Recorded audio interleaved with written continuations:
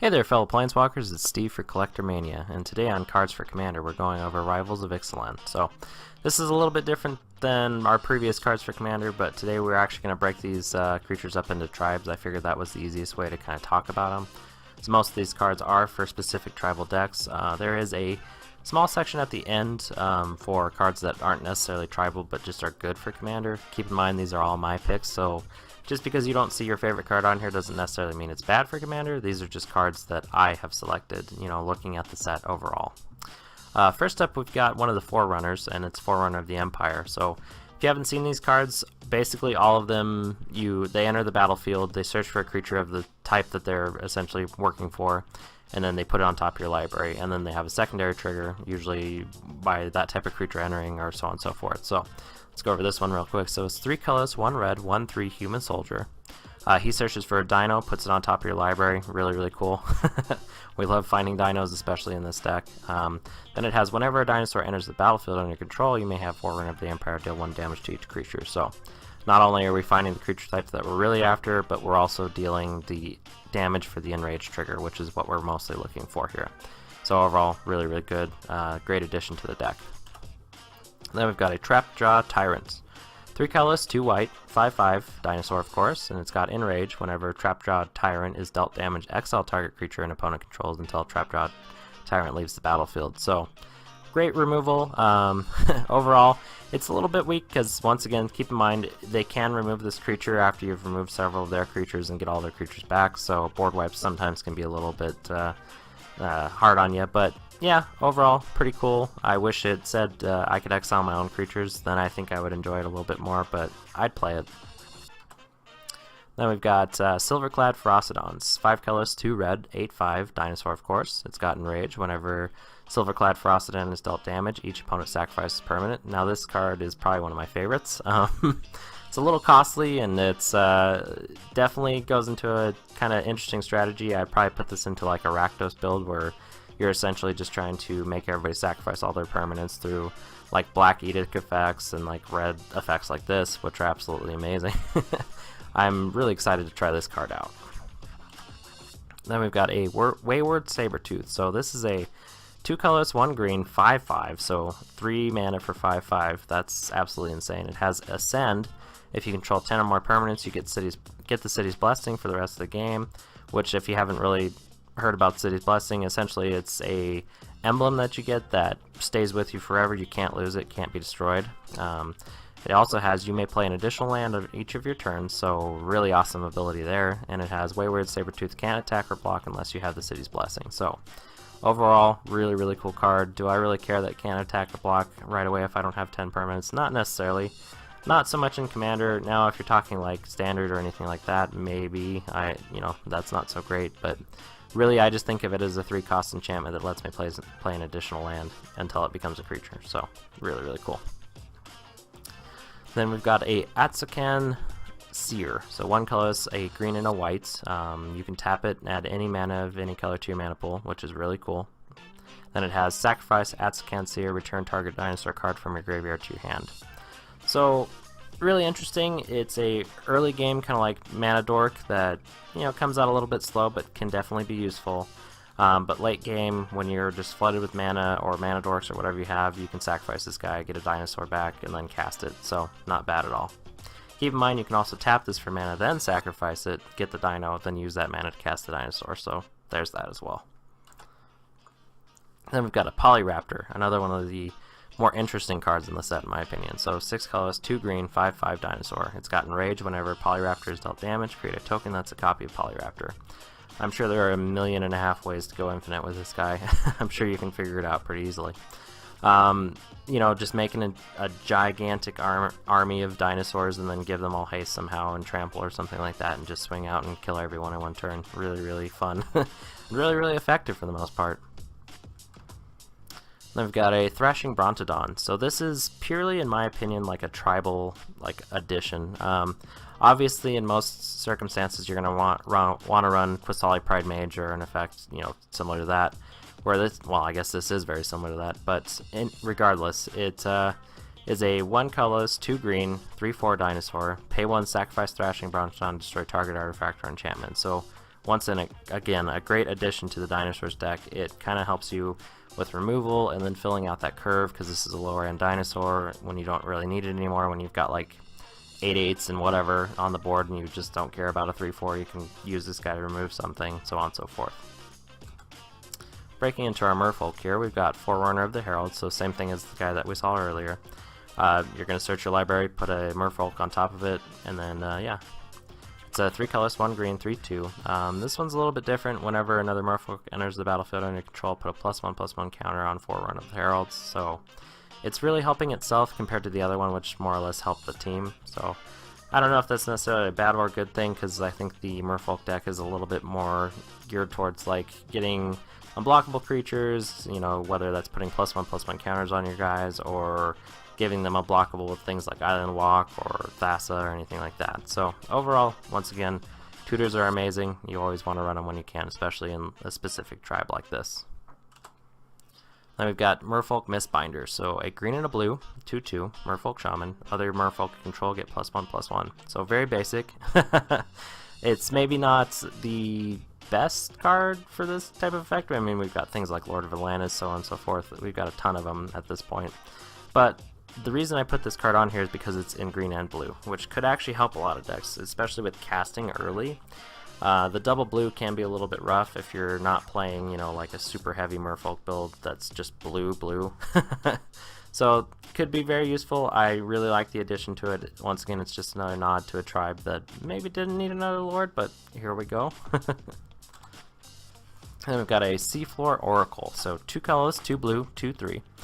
Merfolk Wizard, which I love the typing, of course. Whenever a Merfolk you control deals combat damage to a player, draw a card. So I love draw effects, especially in decks like this where you're making a ton of tokens and or have a bunch of unblockable creatures. So this fits right into there. It's probably my favorite Merfolk that they printed so far, besides maybe the legendary guy. Really, really cool. Love the artwork. Love everything about this card. Definitely included in the Merfolk tribal decks. Then we've got a World Shaper, so 3 colors and a green, 3/3. Whenever World Shaper attacks, you may put the top 3 cards of your library into your graveyard. When World Shaper dies, put all land cards from your graveyard onto the battlefield tapped. So this guy isn't necessarily Merfolk tribal. I kind of threw him on here just because he could be considered for that deck, but for the most part, I'd see this as more of like a lands creature. So you include it in all those decks that are essentially trying to put a bunch of like lands in their graveyard and or the battlefield, sacrifice them, and then put them back onto the battlefield and trigger a whole bunch of enchantments / creatures like Omnath and any of those crazy enchantments from Battle for Zendikar where they trigger on lands underneath the battlefield, you know, stuff like that. So yeah, great include for something like that. Really, really cool card. I'm excited they printed something like this. It's definitely going to go into a lot of decks for me. And then we've got a Forerunner of the Coalition, so 2 colors and a black, 2/2, pirate of course. Does the same thing as all the other ones. You find a pirate, put it on top of your library. It also has whenever another pirate enters the battlefield under control, each opponent loses 1 life. So, really interesting effect. Obviously, myself, I'm looking at this like, gosh, why couldn't it just say human instead of pirate? But that would make it absolutely busted, because there are already a ton of tribal human decks out there, and this would just end the game pretty quickly. I haven't tried to play or build a pirate deck quite yet, but this is definitely starting to push me towards that direction. I think it, you know, once again, tutors and then being able to find your creature type and then getting a huge effect for playing those creature types. This, to me, is probably one of the better ones for Commander. It just has a great effect once again. Next up, we've got a Dire Fleet Neckbreaker. So this is 2 colors, black, red, 3/2. Attacking pirates you control get +2/+0. This is definitely just here for the pirate deck. Overall, I don't really like effects like this in Commander, but for that specific deck, I think this actually works really well. I mean, for the most part, you're trying to give all of your pirates like effects like Unblockable, Island Walk, Skulk, stuff like that, because you're getting a lot of effects off like damage triggers, which really work well, especially with Admiral Bracket Brass and stuff like that. So this just kind of adds to that threat, and it's a good include for the deck, but once again, generally I stay away from these effects. Then we've got a Tomb Robber, so 2 colors and a black, 1/1, human with menace, human pirate with menace, I should say. 1 colors, discard a card, Tomb Robber Explores, so if you haven't really interacted with Explore, you reveal the top card of your library. If it's a land, it goes to your hand. If it's not a land, you can put +1/+1 counter on this creature, then put that card back on top of your library or back into your graveyard. So it's like a really interesting scry. I find this card mostly useful for graveyard decks. Like I'm gonna give it a try in Carador and see what it does there. Also, Tassiger might really like this effect because, you know, just being able to get a land, which is something that you don't always want to like cycle away with like your dredge guys, which happens a lot in my Tasker deck. And then putting that land in your hand and or choosing to put something else in the graveyard, there's a lot of play here, so really cool card. Then we've got a Crafty Cut Purse. This card says EDH all over it. So 3 colors and a blue, 2/2 human pirate with flash. It has whenever Crafty Cut Purse enters the battlefield, each token that would be created under an opponent's control this turn is created under your control instead. So that's a big, yeah, I'm going to get all your guys and you're going to get nothing. Really, really cool effect. Definitely, I got to play with it in Limited, and yeah, obviously it's not so great there because we're not really seeing a whole lot of tokens there. Would I necessarily make a space for this in my commander deck? Maybe, maybe not. It depends on your meta. Like if there's a lot of people running around with like a bunch of Selesnya token builds or whatever token builds, then maybe. But yeah, cool, interesting card. Definitely a wacky effect. Yeah. Then we've got a Time Stream Navigator. I'm sure a lot of people are losing their minds over this card. So it's a 1 colorless, 1 blue, human pirate wizard, awesome creature type once again, 1/1. It's got Ascend, so City's Blessing again. Then it's got 2 colorless, 2 blue, and tap, put Time Stream Navigator on the bottom of its owner's library, take an extra turn after this one. Activate this ability only if you have City's Blessing. So, EDH, not really hard to get that City's Blessing effect. You could probably get that off your lands and this creature alone for the most part, which isn't going to happen. Usually you're going to have a lot of other stuff out in addition, you know, mana rocks and so on and so forth. The effect is actually really cool because you don't have to exile this card, which is usually what you have to do in extra turn cards nowadays. So you could essentially just use this chick's ability, take the extra turn, and then if you have a tutor effect, you can get it back, and if you have a way to give it haste, you can just keep doing it. So yeah, there's definite ways to kind of like make this work in Commander, which is really cool. And man, that artwork, I cannot speak enough about it. It has everything I want it for like a pirate. I mean, that weird device that she's holding, that hat is just awesome, the plumage, everything, just really, really cool. Okay, we're on to our vampires here. So we've got Forerunner of the Legion. So just as all the other Forerunners, this guy is going to go find you a vampire and put it on the top of your library. It's 2 colors and a white, so I guess it's the same as the pirate. You know, sans the black to white kind of thing. And then it is a 2/2 as well. So whenever another vampire enters the battlefield under control, target creature gets +1/+1 until end of turn. So overall, probably the weakest effect in Commander. I really don't care for like those 1-turn buffs. They really don't mean a whole lot overall. You know, somebody can just destroy that creature once you have it buffed to heck, whatever, doesn't really matter. Really what we're using this guy for is to go find like a key vampire and put it on top. So once again, great tutors. Then we've got a Legion Lieutenant, so a white and a black vampire knight. Other vampires you control get +1/+1, and he's also a 2/2. So just as we talked about the Merfolk Lord, this guy kind of falls into the same category. It's a vampire lord that is definitely useful, but maybe not the best card. You know, once again, those little buffs, they can work, especially in like going wide strategies, but for the most part, they're disappointing. I would definitely say this is a little bit different because vampires don't have that same type of effect that Merfolk do. Merfolk are like, you know, they have a million of them, where vampires not so much. So, great addition, really cool. I want to give it a shot, see what it really does. You know, this makes Edgar into an absolute monster. You know, you start making all those vampire tokens, all of a sudden they come out as 2/2s instead of 1/1s automatically. That's really, really cool. So then we've got a Twilight Prophet, and I love this card. I wouldn't particularly just say it's for vampires. I would say it's for pretty much anything. It's 2 colors, 2 black, 2/4 with flying, vampire cleric. Love the artwork. I just can't get over that. It is so my style, you know. So it's got Ascend, so the whole City's Blessing thing, and it has at the beginning of your upkeep, if you have the City's Blessing, reveal the top card of your library and put it into your hand. Each opponent loses X life, and you gain X life, where X is the card's converted mana cost. So this is like a reversal Bob. It's absolutely ridiculous.